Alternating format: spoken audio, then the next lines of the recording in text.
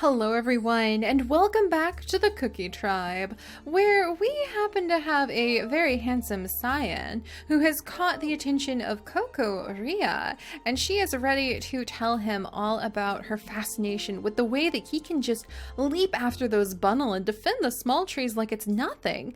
And you know, that bunnel meat, man, it really helps out the Confetti Cookie Tribe. It's not like they're very large, so hey, you want to have some babies?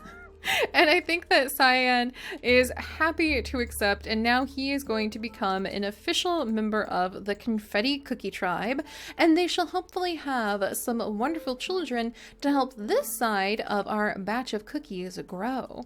So if you guys are not familiar with what the heck is going on, I highly recommend checking out the previous episodes, as we are trying not to rehash over too many of the storylines anymore. We have such a huge tribe, we really need to keep things moving along. Oh my gosh, there's so many little dramas playing out. I can't wait to see how this all works out. I mean, we've got side dishes, we have royal, unions, we have got, a bunnel! Go for it, Lord On!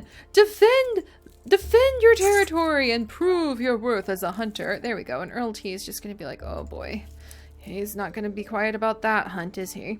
But Earl T will come over here. We have got a hidden child, Grammy, being guarded over by Snow, who is in charge of defending this line of the Rosewater tribe, and so many other little dramas that are playing out. So definitely check the previous episodes, and if you need a little bit of help, a refresher on the rules, check out the Google document or our wiki. Both are amazing and she'll help you out quite a bit. So, oh, and we unlocked something. Did we unlock ram horns finally? We had ram horns. We unlocked Digging Paw. Oh, that's so cool. Digging Paw would be kind of useful. I wonder which, I kind of feel like Raisin would want to have Digging Paw. I'm gonna have to think about that. But we are back over here with our romance in the Confetti tribe, where we are going to allow little Chip to go ahead. He's going to gather up what food he can. No, the bundles are back! And clear things out. Pinel was collecting up some fish, so I'm going to let her go ahead and do that, just because there's so many of them right here, and they're easy food for this tribe. The tribe patriarch, Shazak, who does at some point need to have a child, but he might actually adopt a child of his own, because I kind of feel like Shazak wants his nieces or nephews to be the line. And I think that's okay. I'll make an exception for the rule that they have to follow through the lineage, because I do think he would adopt one of his nieces or nephews. So let's get to work on those nieces and nephews. We need spotted babies. Cyan's getting a little older, and he definitely wants to pass some of his more aggressive and wandering traits on. I'm going to give him Ramhorn, and I'm going to go ahead and give him, let's see, he has Velvet Paw of all things. I'm going to give him Ramhorn to pass on, and maybe Nimble Fingers. Let me look at her first. Kokoria, I'm going to go ahead and have you pass on maybe better fertility, because your fertility is not very good. And different color spots? I think Claw, actually. Because I think that she's intrigued by how he's able to attack. And I'm going to give her better fertility. And I'm going to give him, if that's the case, I think I'm going to give him, maybe a really fun color of fur, maybe red. I'm gonna give him just straight up red fur that he could pass on, or red brown. Ooh, I like that idea. He has red pattern, so let's give him red brown, because come on, his name is Cyan, so that would be really cool. All right, come on, there we go. All right, baby incoming. She leapt straight in there and is already nibbling on nuts. I think that Cyan's pretty excited about his impending fatherhood, so he's going to help expand the Confetti Cookie territory. And we are jumping over to a new nicheling. So Apricot was over here chasing a bundle, and she witnessed the union between the two tribes. So Apricot might be a little bit open to the idea of some of the other males, but they all don't smell good to her. Phooey. Alright, so Apricot's going to help with clearing out the grasses, which is their sacred duty, to make sure that they are tending to the trees of the land, which means that Gravy, who's right in front of this grass that regrew, will clear that out of the way.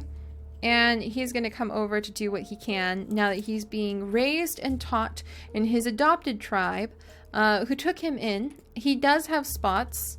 They're very, very faint, but they are there. But they took him in out of pity, even though they're very close to a baker's dozen and the limit of what we can have. So they're going to watch over him. And I kind of feel like Salt is actually intrigued by Riko and her colors. And she's pretty solid colored. And he happens to be a nicheling who almost looks salt colored. He is spotted, kind of like there are the white spots in the Rosewater tribe. But nobody in the Cookie tribe is really like him. And I actually think Salt is intrigued enough by Riko that he might join her in being a wanderer. So I'm going to have him come this way, and he's just going to help. You know, he was the one who found her in the forest. So it's only polite that he goes ahead and he helps her to go visit with the other yellow nicheling in the tribe that she's on her way to go see. So Riko wants to come meet Banabri, having heard rumor of another nicheling who is actually yellow like her. Let's see, do we have food here? We do. I definitely want to gather that. And Banabri is going to be quite tickled with Riko's beautiful tail and her fun color, and we'll show her where there's a small tree that she can hopefully get a little bit of food from, since she can only collect a teensy bit. So we'll have Riko go down there. Over here, Walnut is going to help defend. Let's see. He'll teach his son Nutella how to defend the edges of the main Cookie territory and tend to the tree by getting rid of all of this grass that keeps regrowing. Kind of amazing that we've been harvesting so much grass and doing so much, and we still don't have that much because we are going through so many nests so often. And Princelle, I think Princelle is going to go ahead, and he's floundering a little bit. He's tripped in the water, but he's trying to come over and convince Cinnamon how cool he is. Even though they do have not the best immunity matchup, I think he's really trying to woo her because he's just fallen for her after staring at his own reflection, which he's also fallen for so long, and kind of being in the same place. And she does have spots that actually could come off as kind of pinkish, so they are attractive to him, even if they're a little hard to see. He finds it almost a little daring to be attracted to a nicheling that doesn't quite fit the Rosewater mold. So we'll see if that goes anywhere or if she tells him to buzz off. Where are we now? With little hidden Grommy, who is going to start roaming along the edges, trying very hard to stay out of the way of Princelle's, Lord On's attention, because he is quite an aggressive nicheling, with Snow watching over her with some concern, maybe guiding her over this way, offering to take up a posting on the outer edges, if it means that he can make sure that little Grommy, who has struggled so much in life, can be taken care of. Speaking of the Rosewaters too, we also have James, who has been trying to convince his family that they need to send scouts to clear this area out. There are curious wanderers trying to set up camp along the edges who have no right to be in Rosewater territory, and there are many berries to gather, great amounts of food for the feasting.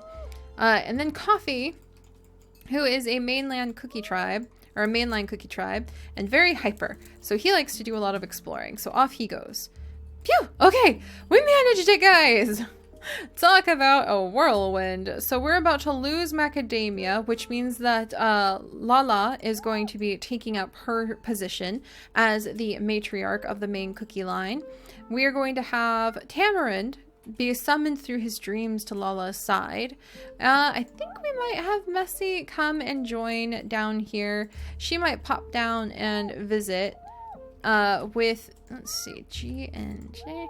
She doesn't have the best genes, but I could see how she would come to maybe join the Confettis, just because they are kind of bright and bold and colorful, and the rest of her family is starting to lean more towards like muted tones or brown tones, and the Rosewaters are just like, even though she's got these beautiful spots that they would normally be after, they don't smell that good to her because they do all share eye immunity.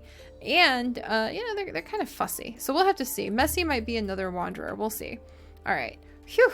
So I'm very interested to see what Rarimi, our wanderer, has as a child, and then we've got quite the slew of things to stare at. But Macadamia, I apologize for your bones not being under the cookie tree. That is the ideal way that a patriarch or matriarch of the cookie lines want to leave. But thank you for teaching the tribe about the importance of small trees, because finally we have enough food to feed everyone. And rest in peace. I hope that whatever child you have had with Rose II shall go on to have a successful and remarkable lineage.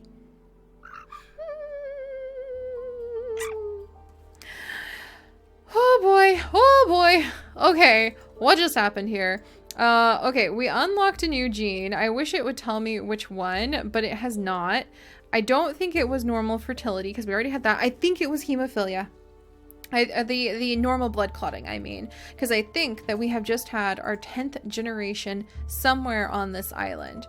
We have also had 2 deaths. We have lost Macadamia, and we have also lost Rarimi, and she has left behind another female who could never mate with the mainline cookies, unfortunately, because she doesn't have spots with H and B immunity, actually. So, G and B...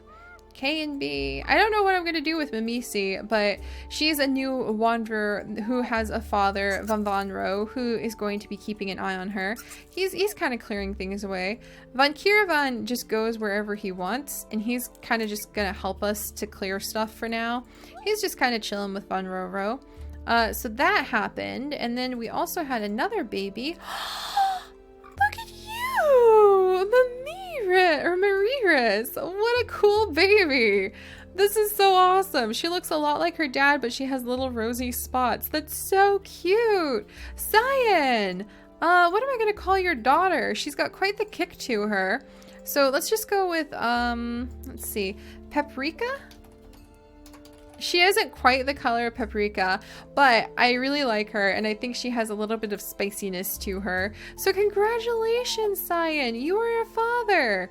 I think that this would make Shazak so excited. He's going to gather so many nuts for his little niece. He is just tickled to pieces. Cyan might be really thrilled because he is now a father. Here, he's got some fish to offer. Dang it. Dang it, there we go. And he's now about to have another child. Celebrations and salutations going all over the wonderful Confetti tribe. Chip is over here. Okay, he's gonna go ahead and gather up more food. He's gonna clear away this grass and really start establishing more territory for the Confetti line. Tamarind, we've got too many nichelings. Tamariнд's gonna wiggle his way up here, where he ran into a rock. And he is going to follow his dreams of going to the central nest. Rico will be kind, because apparently it's important to these cookie people not to have grass around. And clear away that grass for us. And let's get Lala under the tree. There we go. So we have a new matriarch under the tree. Sugar Drop is mourning the loss of her mate, but glad that they were able to at least make peace with their neighboring tribe before he passed on. And she will make herself comfortable. I think Gravy would go absolutely hog wild against any of this regrowable grass, because he would see it as his job to help take care of his adoptive tribe. And then we're going to have Salt continue to escort Rico down the way. And offer her, like, oh, here we are, Banabri. Yes, is there anything else I can get you? And Banabri is going to be quite excited to be introduced to Rico, who is going to be her new friend, and she will start thinking about what can they do for this poor little one. She doesn't want to join the cookie line, and she doesn't have spots, so she's not able to mate with anyone here, but they could possibly find her a small tree of her own, so we'll get her down there to do that. And then Almond is gathering some food, and we still need to clear away a lot of this grass, unfortunately. And then Walnut is getting ready to pass away. Can he make it back to the tree? He can. So we're going to let him go ahead. He's going to say goodbye to his son and go back to the tree, because that's where a lot of the elder nichelings prefer their final moments to be. And he will leave his son Nutella with the duty of clearing away this section.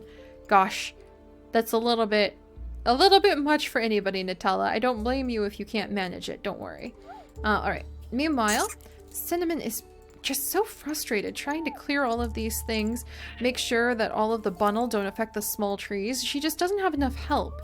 And Princelle has just appeared. He has snuck away from the rosewater line to come and see what's going on for Cinnamon. If he'll end up helping her and being able to maybe catch her eye remains to be seen. And over here, Lordon, he has gone on a great hunt, but it is not enough. More needs to be done, more and more. So he's going to continue to be frustrated and want to expand the rosewater line. And we're going to go ahead and have Snow suggest that maybe he switch place with Earl T. Earl T, this area is peaceful. There's hardly anything that ever needs to happen. Wouldn't you prefer to be further away from Lordon and his raging? And he's doing that because he is encouraging Grammy to sneak along the edges and maybe find a new place with more abundant food resources so she doesn't have to live off of the scraps that Snow is able to offer her from the Rosewaters area. And I think that Earl T thinks that that sounds like a fantastic idea. Anything to get away from Lord Dawn for a moment. So we're going to do that with him. And then James is still trying to figure out how to get his tribe to come and join him. Rose is going to go ahead, jump right down here, and build a nest on top of that annoying mole to show him what for. And then let's go ahead. Raisin's going to gather up her food. She just wants to eat. Like, she's not really interested in anything else. Apricot's going to help with clearing away the grasses. She has heard James, and James has heard her, but it's a very tentative, they don't really want to have much to do with each other. In fact, James might even be aggressive towards her if we hadn't just had the alliance between the two cookie lines. And then Messy is going to clear away, clear away more grasses and just kind of take care of things. And get the bundle! Get that bundle! Get him! And Coffee is going to use his big ears to help out. Alright, phew!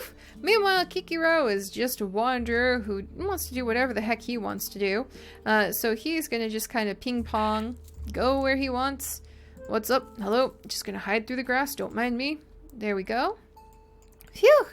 And let's finish up by going ahead and having Rose II give birth to the next line in the Rosewater family tree. So, shall it be Rose III, or are we going to have a young male who will possibly take the reins, which I doubt, because Rose definitely wants Rose III, her daughter, to inherit, since this is a very matriarchal line of cookies we have. But let's see what Macadamia's final child to celebrate peace between the two tribes shall be. A boy! And he's all white! Oh, and the rain has started. Oh, I think that Rose is quite annoyed. Oh boy. Alright, so that didn't quite go how she was hoping, and I think she might take it as a sign of why did I bother? And she might just focus on what she knows to be reliable genes, and maybe even try to summon Princelle back to her side. But whoo! Alright, that didn't go where I thought it was going to. Do we have any other babies? No other babies? But we did have one death. Who died? Oh, we had Walnut pass away. But that does mean, with every nicheling we lose, we do gain more memories to our cookie tree, and we do gain more room to be able to have more babies, which is something that Lala is quite concerned with doing as soon as Tamarind follows his dreams and comes to her side. So alright, my friends, we will have to carry on with, there's so many nichelings, it takes forever to get through their stories, but it's so fun. With what is going on this island, because it will reach a wonderful climax once we are following all of these stories. We will go ahead and clear away all of the grass, and then it will shrink down as we begin another fresh batch on a new island fairly soon, I think. Fairly soon. So I hope you guys are enjoying. If you are not yet a member of our nicheling pantheon, do please consider subscribing. And if you could, please leave a like for whichever nicheling you would like, and actually let me know who you left that little bit of luck for. And I will see you guys next time. Bye-bye!